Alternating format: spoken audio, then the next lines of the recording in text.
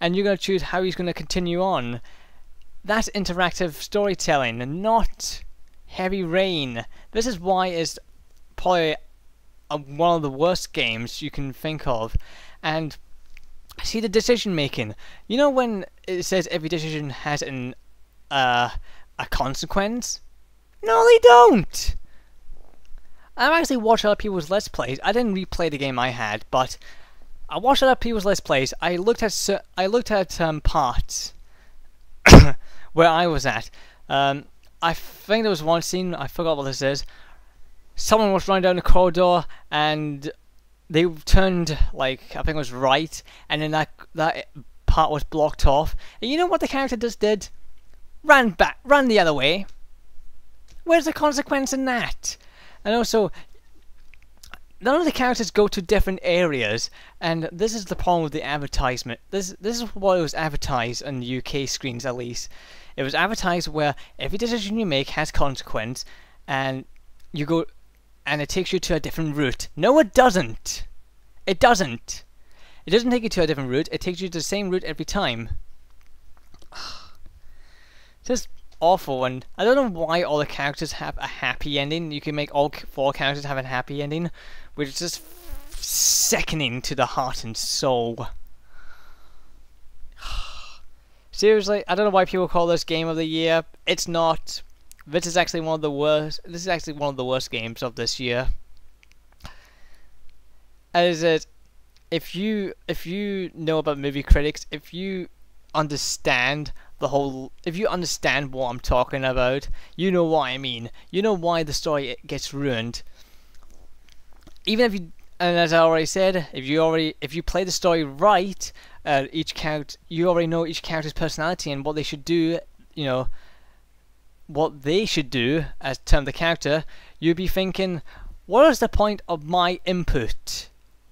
This should be a movie, and if you put your input in, well done. You ruined the characters, you ruined the story.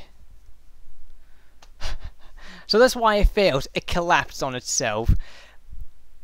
This is why other adventure games like Broken Sword never gives you the choice on how to proceed the story, because it's a bad fucking idea. Oh, I know. Even though I did enjoy it because it was a game it made me think, but when I just went back and think about it, I just realized how stupid this game was and how a lot of my choices really didn't mean anything whatsoever, and even if I did make the other choice, it would ruin the story. It would ruin one of the. Oh God! Stupid. Anyway, we're gonna go to the last part. We're gonna go to the other part now. We're gonna go to the game of the year, which I don't have any other nominees. I only have one, and I'm gonna tell you all about it. So, let's get to it.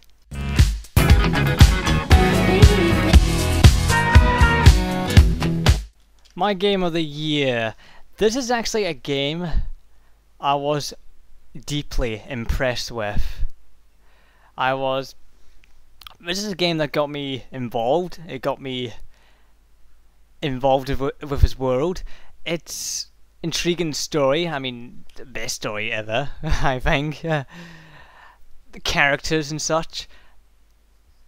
Immersive, and even after finishing playing the main story, there was still more to do with the downloadable content as well. So the game was kept alive over the year.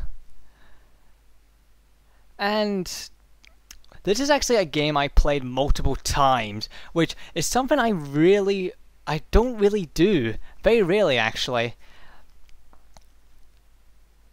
Especially with some of the newer games, I really play over and over again. You're maybe thinking, what is this game? My game of the year is Mass Effect 2. It says it actually improved everything on the first Mass Effect, which it was a good game, but I wouldn't call it the best game of its time, because I felt it was a bit slow and sluggish at that time, and I hate the driving part. But in Mass Effect 2, it made it more like an action game, but kept its RPG sort of roots. with its storytelling and its choice of consequence, and the choices you made to the last game carry over to your next game. So it kind of felt, and everything you did in the last game to your next game, to your other game, kind of felt like, you know, you really did something. You really made some impact in Mass Effect 2, and you wonder what what's the impact that's gonna happen in Mass Effect 3. And also, it was fun playing as the bad guy. Sometimes I don't really play as a bad guy, but I want to have a go, and you know, it was really fun playing the bad guy. He's not like a dickish bad guy, but for some reason I found being the bad person to be more reasonable, the renegade, oddly enough. And this game, while it was being like a space opera, but it has its moments of comedy, and just the characters were memorable and likable, and they were felt so alive, unlike Final Fantasy 13. I know, sorry. And it actually felt like its universe felt alive. I mean, it just felt like, you know, as a Shepard is more as a, he's supposed to be felt. They had military training, and it's what I felt like. You feel like a military or space officer, I guess, and using cover and such, and it just makes more sense. It feels better, it feels quicker, more action orientated. It doesn't have random explosions or anything like that, but it feels like it's more tactical and feels more alive than Mass Effect 1.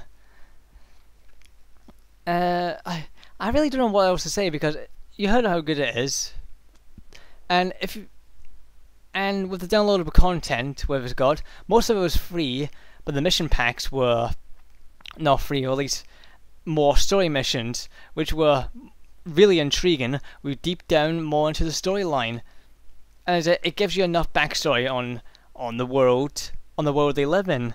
And if you want to learn more, you can go to a sort of dialogue, not like Final Fantasies, but a dialogue you can learn more if you want, because the characters tell you enough about if you don't want to read the dialogue, it's fine, because the characters tell you enough anyway. They tell you more than enough, actually. And I was just really, really impressed with Mass Effect 2. I don't think I've really got much more to add, because everything good about it has already been said. They got rid of the stupid driving part, and I think they have another driving part, which this was a downloadable content sort of thing with the hovering tank, which is actually a lot better than the tank you'll land on planets. Also, when you go to different planets, they feel more unique than the ones in Mass Effect 1, because it just felt like a wasteland, and there was like little huts and such, or like little buildings you go into, and they really had no identity. But in Mass Effect 2, they do have an identity. They had their own levels, and it felt more alive. And I really cared for the characters, I really cared for the story, I really cared for the impact. As I said, there's nothing really much to say about this game anymore, but if you've not played it, for God's sake, buy Mass Effect 1 and then play 2, because playing Mass Effect 1 is more effective, because all the decisions you did in that game will carry over to your next game, and it feels like your character has, you know, done something. I can't really say any more about this, because it's perfect, it's good, it's simple. It does, and it's just I can't really add any more, so I'm going to continue on with sort of the games I recommend this year, or the games you should think about getting at least, but I will warn you of something, so let's continue on.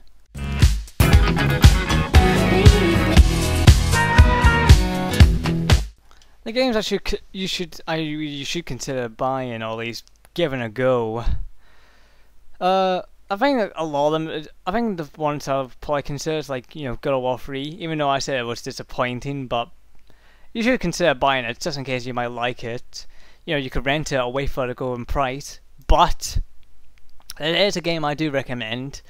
I actually recommend God of War: The Ghost of Sparta. I actually think this game is better than God of War 3.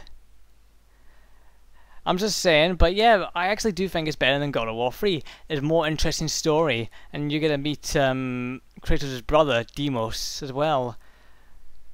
And I just found it more intriguing. I found it just more exciting. I'm not gonna get down to it and such. I would say consider it. You know, look around for it.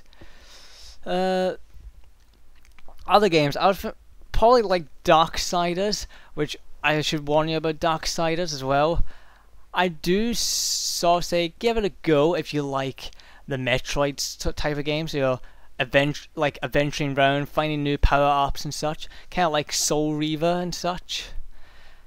But my only problem with the game is, don't expect anything new from this game, because I like to call this the Frankenstein's monster of games, because it's a bunch of games melded together to create one game. There's a bit of Zelda, there's a bit of Portal, there's a bit of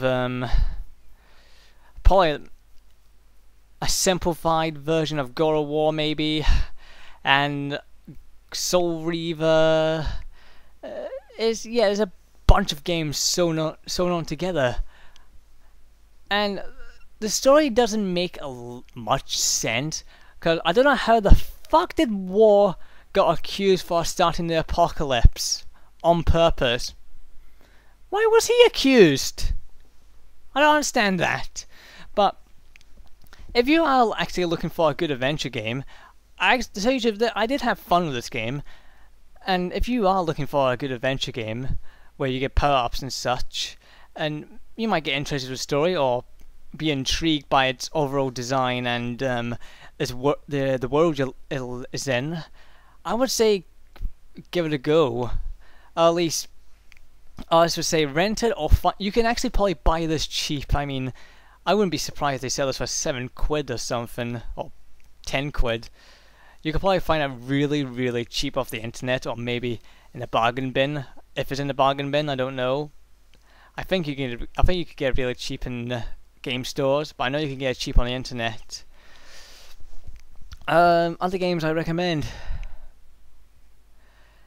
I would probably say Fable 3 as well, even though I also said I was disappointing, but if you like Fable 2, you probably will like Fable 3 a lot better.